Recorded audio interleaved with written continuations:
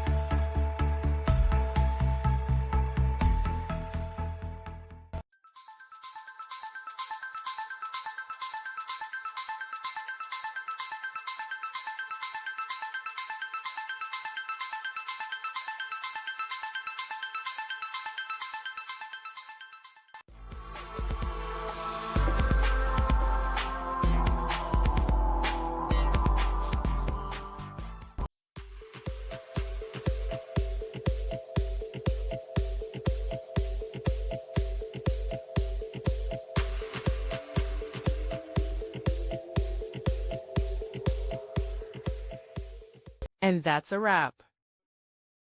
I hope you found the answer you were looking for. If you did, take a second to hit that subscribe button. It really helps out. And let me know in the comments which solution worked best for you. See you next time in the debug zone.